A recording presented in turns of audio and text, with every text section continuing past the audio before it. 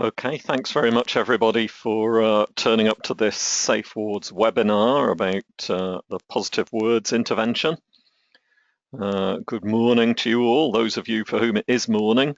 Good afternoon or good evening or good night to whoever it applies to. I'm going to get straight into the webinar. I'll make a short presentation about positive words, and I'll pause pretty much at the end of every slide to take questions or for us to have a discussion. So here we go. Here we go, I hope. Let's just activate this presentation. There we go. Positive words. This is the graphic I generally put on the screen. This is the graphic I generally put on the screen when I'm giving presentations about safe wards to kind of sit there on the screen while I'm talking about what safe wards is and what positive words is.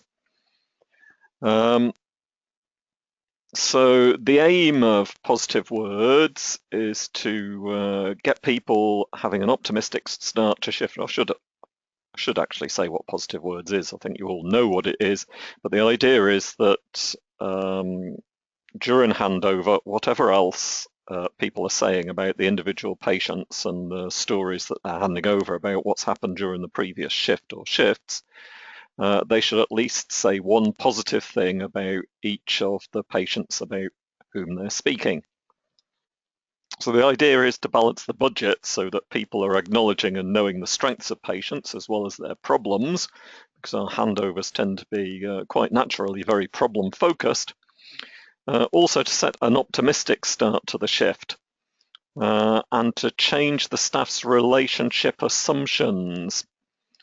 We're going to unpack that idea a little bit more in the course of the presentations, but also to even out the implied power and status differential, because there is a kind of a normal, almost an assumption within our caring relationships that we as the nurses are the people in charge, we are the people in the position of authority, and we're somehow the people who know better and are, in Orwellian terms, more equal than the patients.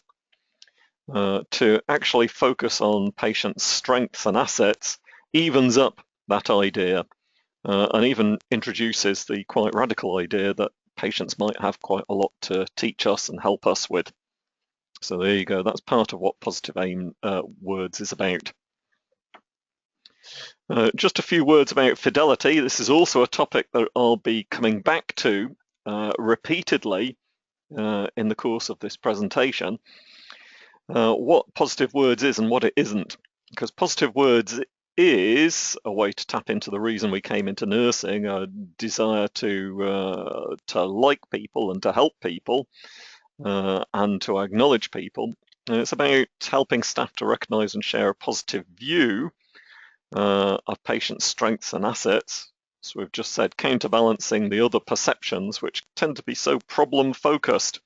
Even if you think you focus on the reason for the admission, the reason for admission is always a problem, an issue, something negative. So redressing the balance and starting the shift with hope, optimism and respect. But positive words isn't or shouldn't be trying to look good and seeming to care. In other words, it has to be genuine. There's little point if we're just saying positive things for the sake of saying them or we don't really believe them. Nor is it about making sarcastic comments or jokingly re-describing patient behaviours in mock positive ways that kind of concretes a negative perception of them rather than building up a picture of their strengths and positive attributes. Again, so we're going to come back to this. I'm going to pause shortly and give you a chance to talk, but let's just proceed a bit along this path, and then we'll talk some more. Underlying theory, why should it work? Well, the staff, part of what makes for a calm ward is staff who are able to regulate their own natural anxiety and fear and frustration, irritation and anger towards patients. If we're feeling frustrated with patients or a bit anxious or even potentially very fearful of patients, then that undermines smooth and effective interaction with them. And at worst, that results in escalation rather than de-escalation, because you get this kind of amplification process going on in the interaction between nurses and patients. So one way of stopping that is to try and contain, manage our own natural and normal emotional reactions to patient behavior. And one of the ways to do that is to bear in mind or counterbalance this anxiety, fear, and frustration, irritation, and anger with positive views of the patients, with an acknowledgement of their strengths and the things that we like about them. If we bear those things in mind as well, then it's more easy to keep these less welcome emotions in some kind of check. The other half of why this works as a reduction of conflict and containment is something I've already alluded to, is that positive words makes you take patients equally. So it focuses on egalitarianism and equality. If you acknowledge the positive things of patients, it means that you treat them with more respect. It means that you treat them in a more equal capacity. It means that you interact with them in a more reciprocating way. And it means that you're then able to express, and this is what our previous research and other people's research said, it means that you can express acceptable and legitimated authority. When you ask a patient to do something on that kind of equal basis, they are more likely to accept that. And they're more likely to yield cooperation rather than opposition if you're in that kind of equality, person-to-person relationship with them. So positive words is a way to produce both. It's a way to shore up and increase the degree of egalitarianism and equality between patients and staff. It's also a way to help us, the nursing staff, regulate our own emotions towards patients. I'm getting tired of talking. Does anybody want to say something? Stick your hand up if you'd like to make a contribution. Tell me I'm wrong.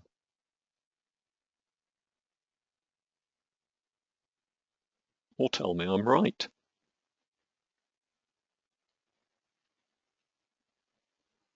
At least tell me you can hear me.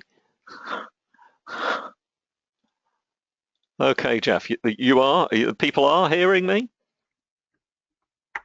Yeah, we're hearing you loud and clear then. I'm not sure, I'll leave it up to, yeah, I mean, it makes I was just thinking about expressed emotions, communication and warmth and criticism and hostility as you were going through. It kind of chimed with me about some of the things that we are supposed to be teaching carers, really, about trying to hold on to warmth and, you know, just trying to be warm towards patients, and that whole idea of seeing their struggles as valid and difficult, actually. That having a mental health problem and being on the ward is actually a very difficult human thing to do, and in many ways our patients, a lot of the stuff that happens is a consequence of that rather than them being deficient in some way. Yeah, safe wards for families. I can see it, actually. I can see yeah, it. I think Soft words, talk down, clear mutual expectations. I think there is a Bad news. crossover, and there's an acknowledgement that the caring role and the difficulties of the caring role aren't just exclusively with families. Those kind of managing those difficult emotions and behaviours is, you know, we're not immune from the negative, the kind of the high expressed emotion stuff of hostility, criticism. You know, the shift would have been perfect if that woman had been discharged, kind of thing. You know, everything would be fine if we could just get Jane to stop being X, Y, and Z. The other side to that is, you know, how positive words is the other side to that kind of criticism, hostility, and anger, and reminding ourselves that being Jane is really quite difficult, and you know, we need to help her to kind of overcome that. So just the parallel just struck me. That's all. Okay, great. Anybody else want to have a comment at this point? Any of you out there in the audience been using positive words?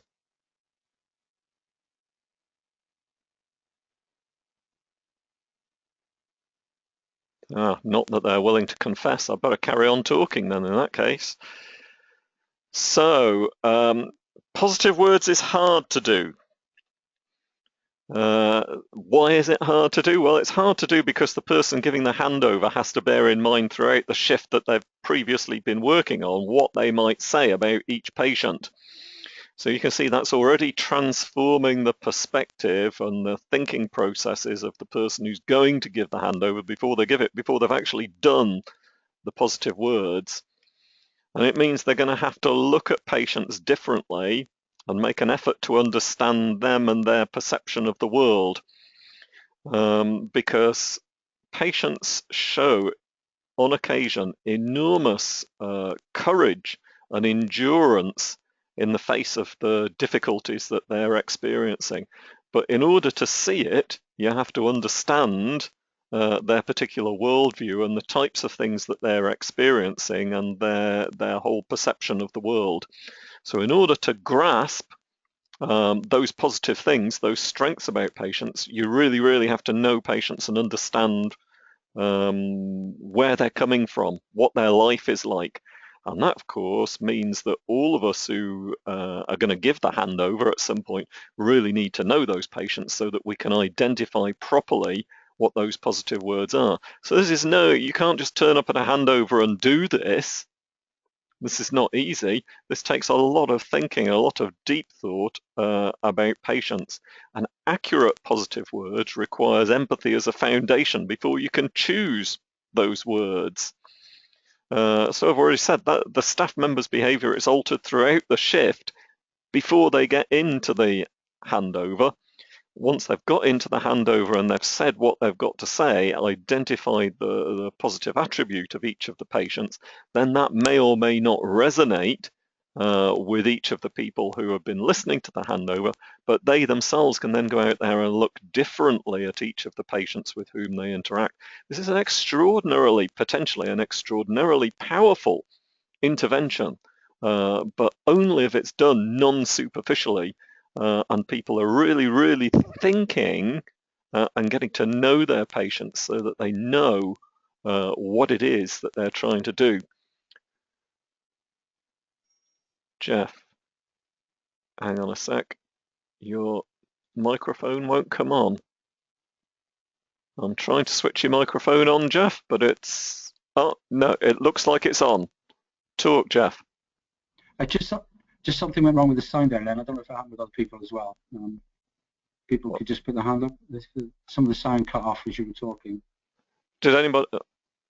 Oh my God! And I was in full flow. That was my best part of the presentation. I'm going to try and do it again. Okay, it's never as good the second time. But look, positive words is hard to do. Why is it hard to do? Because you've really got to know patients in order to pick the correct, genuine, and authentic positive word. So you've really got to understand their particular worldview, their outlook, the symptoms that they're dealing with, how they see the entire world, how they see the ward, what their behavior in the course of the shift has meant to them. Because at times patients show enormous courage and fortitude and effort and endurance and all kinds of positive and sometimes generous behaviors. You know, a little bit of generosity from somebody who is suffering from profound negative symptoms, that's an enormous accomplishment. So you've really got to know your patients in order to authentically identify what the positive words are. So it means that throughout the shift, before the shift starts, you're really trying to, the person who's giving the handover has to focus on their empathy and try and understand all of the patients for whom they're going to have to hand over and choose a positive word for. So that's already changing their interactions with patients. Those that receive the descriptions of positive words can then have their perception potentially altered as to how they see the patient, and it alters their interactions with the patients throughout the subsequent shift.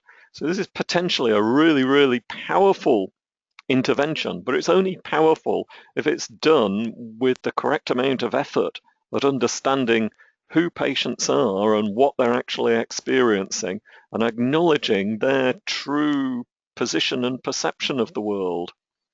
That's what I tried to say. Did you all hear it this time? Stick your hand up if you heard me.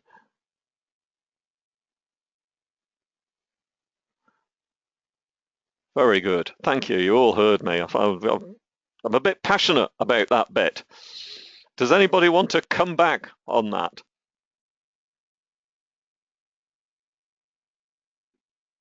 No, you're being a tremendously passive bunch, apart from complaining that you can't hear me. Right, so how do we combat our natural responses? I'm going to come back to you, Tracy Miles. I did see that hand being raised there, so I'll come back to you at the end of this slide. The difficulty here is our patients are a difficult and a challenging bunch. And it's not as if experiencing anxiety and frustration is something abnormal on our part. It's absolutely the normal response to people who are exhibiting severe psychiatric symptoms. The trouble is, once you've got it in your mind, or you're feeling these emotions, or it's contributing to your mood, that kind of anxiety and fear and frustration, irritation, anger, it's like thunderclouds. And it has a tendency to burst out of our mouth, either overtly or covertly, and it will contaminate what we say, even down to our choice of words to describe our patients to each other. So it takes really a great deal of insight and effort to overcome this. You see, there's one part of positive words is about understanding patients and understanding their point of view. But the other part of positive words is about building up our own insight and our own awareness, our own self-awareness of the emotions that we're experiencing in response to patients' behavior and the things that are going on the ward. And once we kind of acknowledge that, then we can start to deal with it. But if it's just kind of hovering there outside of our awareness, but still influencing the way that we're talking, and it'll influence the way that we talk to each other, but also influence the way that we talk to patients, then you can see how that imminent tension, if you like, in our own emotions is going to pull out some of the more emotive and difficult and not so nice emotional content that the patient is experiencing, resulting in an escalation cycle. That's how you see nurses all the time engaging in escalation skills rather than de-escalation skills. It comes partly out of these emotional responses, and they boomerang backwards and forwards between patient and staff until it escalates into an incident of conflict. With positive words, we're trying to do the opposite, but a starting point for that is, one is understanding patients, but the other is understanding ourselves.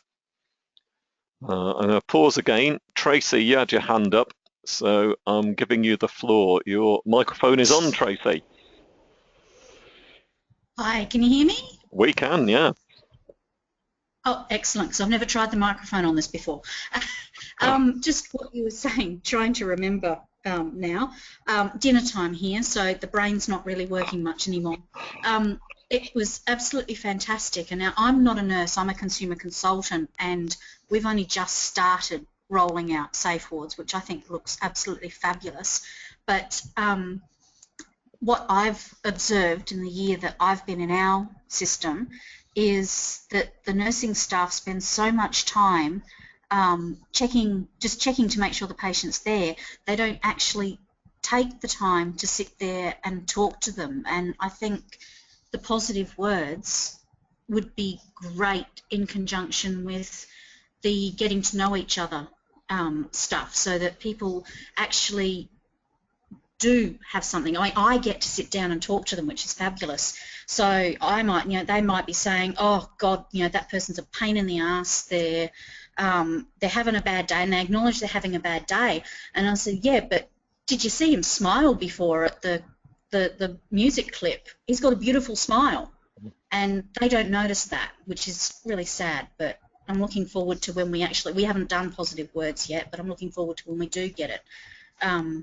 And actually making them see the glass half full instead of the glass half empty. Oh, thank you, Tracy.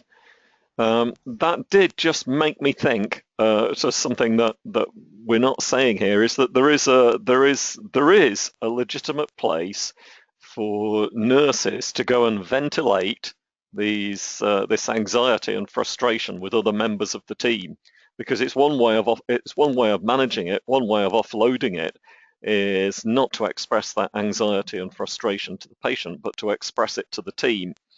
And this is some of the mechanism that drives this negativity that occurs in the handover, is that it's nurses getting this stuff off their chest, expressing it so that they can let go of it, if you like, rather than keep it bottled up. And that is legitimate. But if it becomes the dominant mode of discussion, specifically in the handover, then what's happening is even the nursing team itself are acting as amplifiers to each other, potentially, unless you've got some very sound, very grounded people there in the handover who can all accept it and let it wash over them, which hopefully you have. If you haven't, you're actually raising the emotional tenor of the team with anxiety and frustration. Hence, the positive words is trying to balance that out. There's a little bit of a psychological theory in there I haven't really thought of before. Any comments before I pass on to the next slide?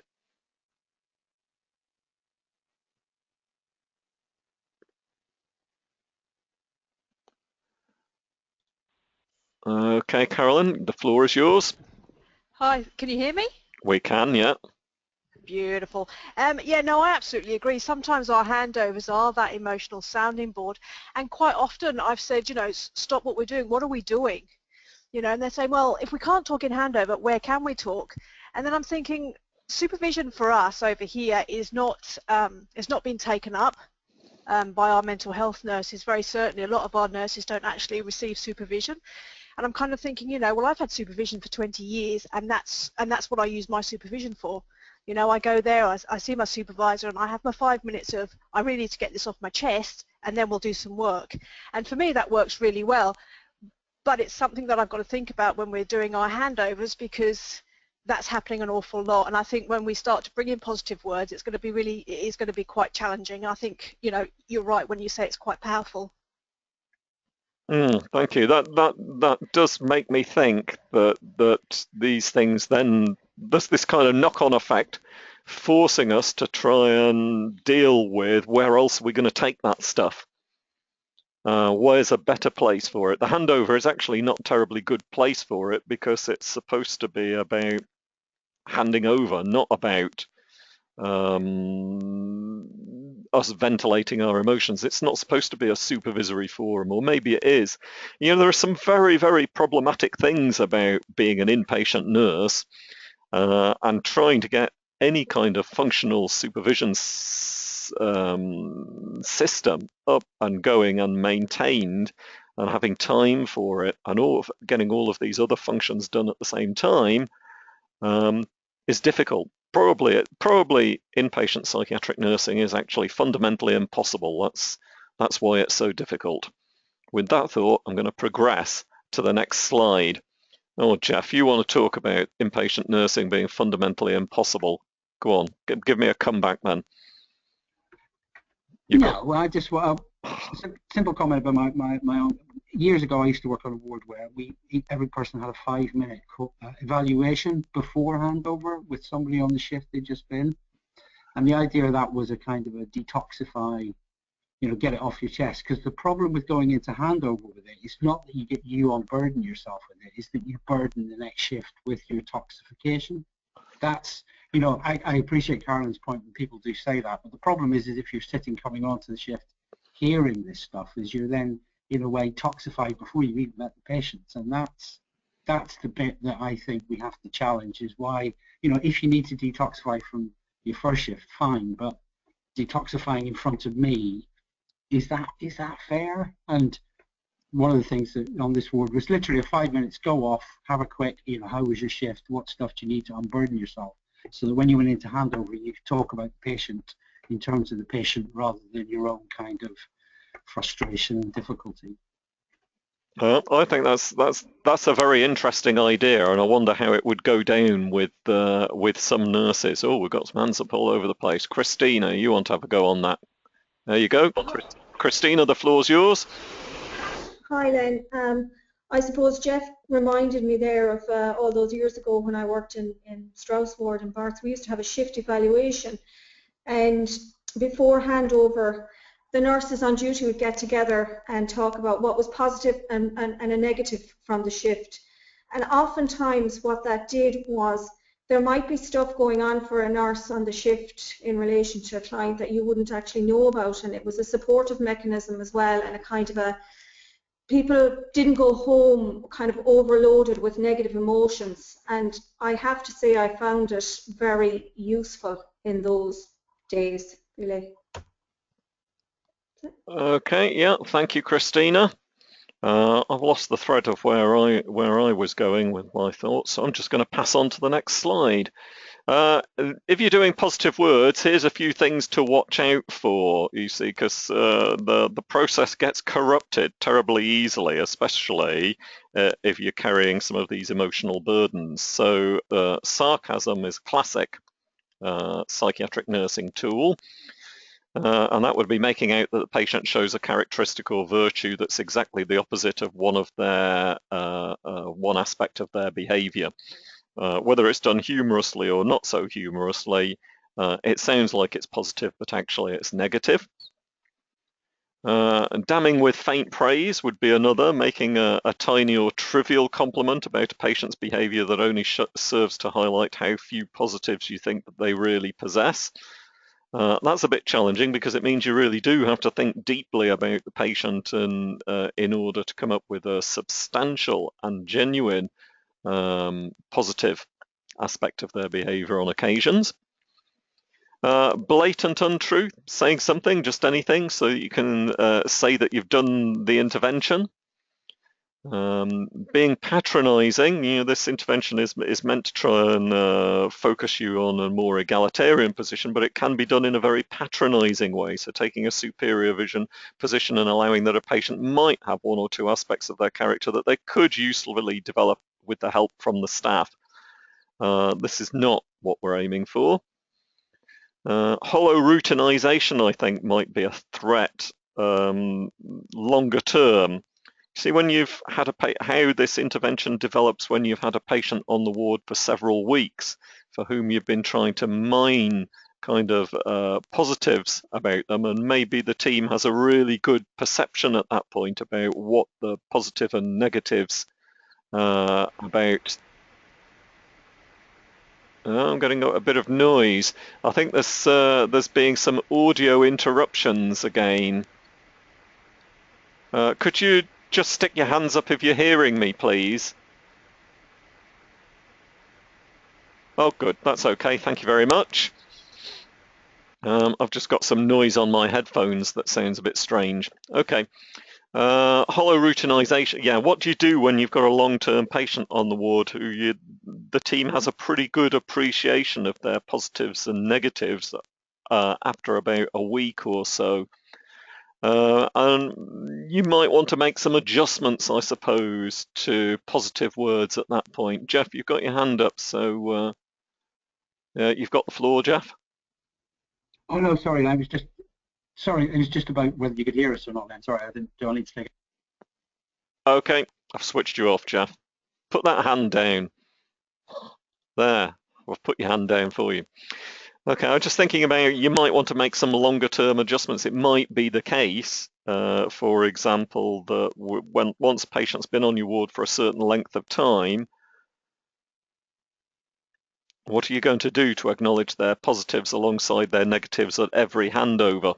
Not too sure about the answer to that question. Somebody out there who's been doing safe wards for a while must have an answer to that, and maybe they'll come back to me.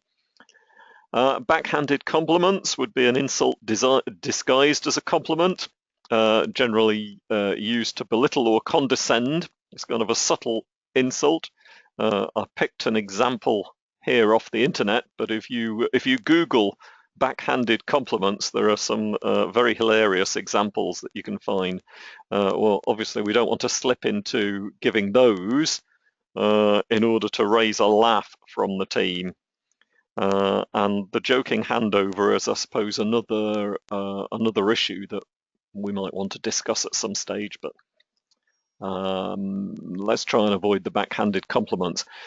Any comments on these things? I've seen all of these things happen during handovers. Has that been your experience as well? And how do we stop positive words from falling into these traps?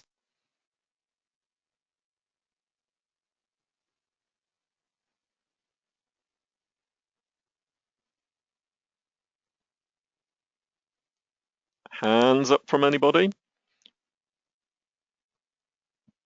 No, okay, nobody's got any ideas here. As I was looking at Tracy Miles's name on the list there, and with knowing that we've got a consumer consultant here, and I was wondering what positive words for patients when they're talking about the staff might look like.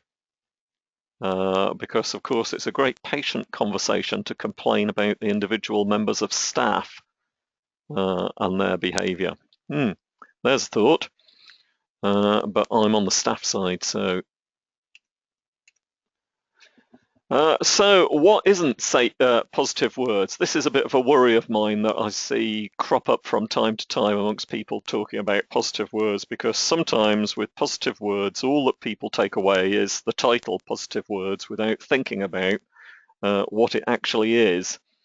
They then go off and think that positive words is about general positivity, thinking that everyone or that life is wonderful, or that positive words is about sticking up wise statements on the wall, memes and sayings, the things that are typically spread about these days on the internet and via Facebook. You know, you get a picture with a wise saying about if you only think a little bit more deeply, everything is wonderful. And this then rolls over into thinking positive words is about ignoring awful stuff or refusing to see awful behavior or confront it when necessary. So positive words is not about hanging up signs or nice statements. It's much harder and much more challenging, as I've been trying to say throughout this presentation. I think that might be, oh no, I've got one. Last slide, I think, here. So positive words is about seeing the whole person.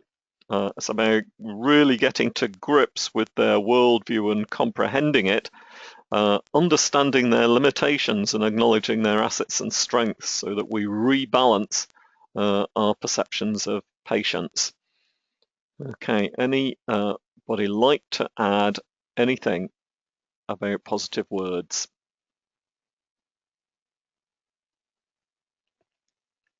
You've been a wonderfully agreeable bunch so far.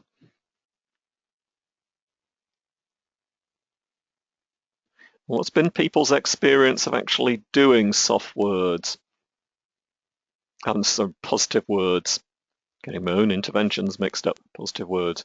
Rachel, what's been your experience of doing positive words? What's it been like?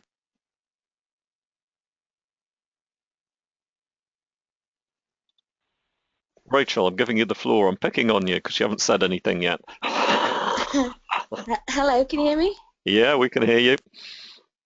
Well, I've been sort of overseeing implementation in 5 units, so I suppose I can't say I've personally used it myself, but I think this is an interesting one because it's one that when we start to talk about it with staff, they say, oh yes, this one's going to be quite straightforward and easy, but in reality I think this has been one of the hardest ones for, I guess, the reasons that you've already outlined, and the sort of the challenges of, I guess, in that forum, having the opportunity to really think about how we talk about our patients. So this has been an interesting one to sort of see how people have adopted it, particularly if they've got other formats to hand over information as well. So we use ISBAR here, which is a process of handing over. So trying to fit positive words within that has, I suppose, also been a little bit of a challenge. But I think people have seen the power that it can have when it's done properly. So I think this is going to be one that will need a lot of investment over time to really make sure that it continues to happen properly. But I think definitely I believe one of the really key ones to all of Safe Words, really.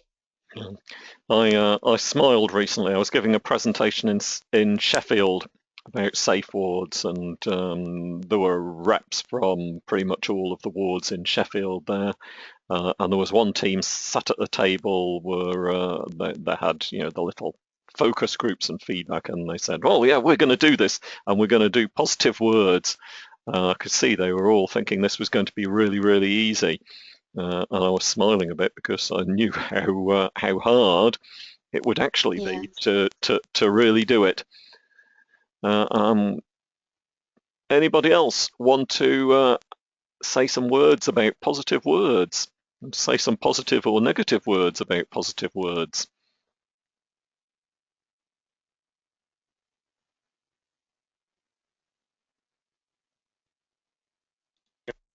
Okay, Jeff, there you go. Well, just in the absence of anybody else, I'd just say I've always said this is my favourite intervention. Just actually, it's a positive frame on what I think Rachel's right, and yourself was right. But I think it's a positive frame on that, is that positive words is like a guaranteed one time in the day when you have to practice safe words. 3 times actually. It's built into the system. You can't avoid it. It's there. Handover exists.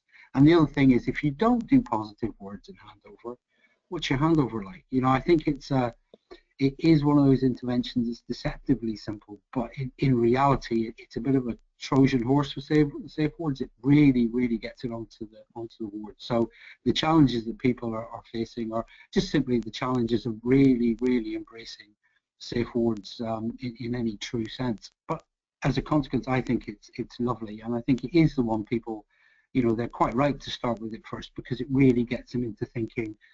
Safe words looks very simple, but underneath it, the whole philosophy, the whole idea, the whole thinking, it is something that people are going to have to embrace and spend a bit of effort at to get the true kind of benefit of it. So that's my positive words about positive words.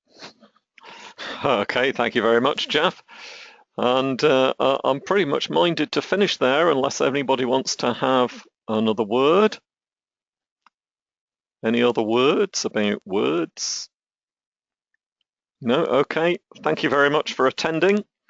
I'll get this recording up online as soon as I can. Thank you all for your participation and for turning up to listen. Bye.